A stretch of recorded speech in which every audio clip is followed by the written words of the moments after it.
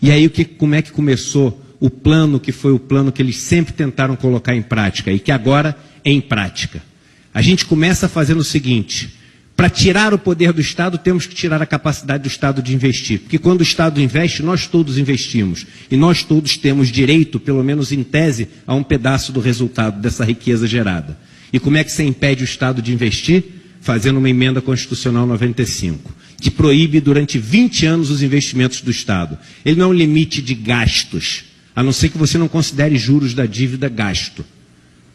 E aí, quando você impede o Estado de investir, a gente olha e fala o seguinte: mas e agora? Como é que a gente vai crescer? Se a gente precisa gerar riqueza para sobreviver, alguém tem que investir. Aí surge a iniciativa privada, na mão de meia dúzia de pessoas, e fala o seguinte: não se preocupem, eu vim para salvar vocês. Eu sou o salvador da pátria. Aí a gente fala: mas você investe? Aí eu invisto, eu gero empregos, eu gero crescimento, mas...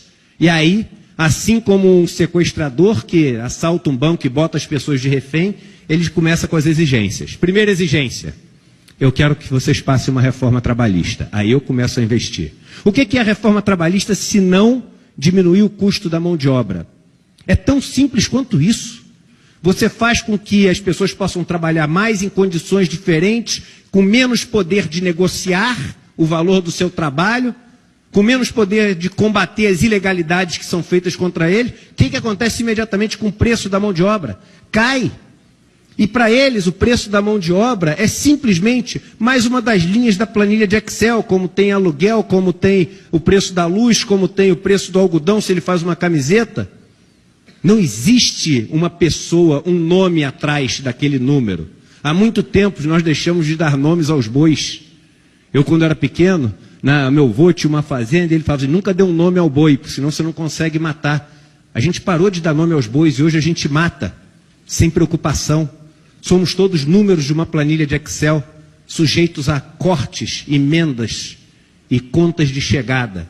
E aí a gente passa a reforma trabalhista e fala: solta o refém, por favor. Ele fala: não, só solto quando você passar uma reforma da Previdência. E aí a gente passa a reforma da Previdência. E ele não vai investir, porque ele só vai fazer quando a gente passar a reforma tributária. E a gente vai fazer a reforma tributária. E ele não vai passar só quando a gente fizer uma reforma administrativa e diminuir o tamanho do Estado. E quando tiver feito tudo isso, ele não vai investir. E vai falar o seguinte: na verdade, o que precisa é o Estado voltar a investir para induzir. E aí vai cair a emenda constitucional 95. Mas quando ela cair, todos os mecanismos foram feitos para não cair nada da riqueza que for gerada na mão do trabalhador, na mão daquelas pessoas que geram a riqueza. E vão cair só na mão dessas pessoas que concentram já todo o capital do Brasil. Num país como esse, não existe democracia, porque a verdade é que a meia dúzia de famílias que detêm esse poder econômico no Brasil, elas decidem qual a reforma da Previdência que vai passar, elas decidem qual a reforma tributária que vai passar, elas definem qual é a reforma administrativa que vai passar, mas tem uma diferença. Eu não votei em nenhum fabricante de cerveja, nem dono de banco, para ditar os caminhos da minha vida. A gente vota em deputados, em senadores, em governadores, em prefeitos, em pessoas que já não são representativos das pessoas que a gente vê na sociedade, mas pelo menos são eleitos pelo voto.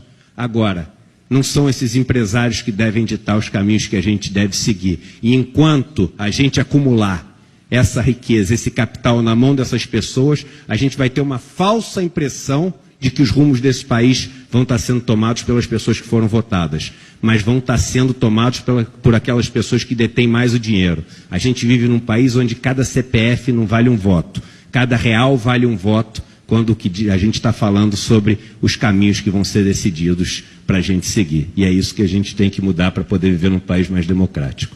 É isso aí, muito obrigado.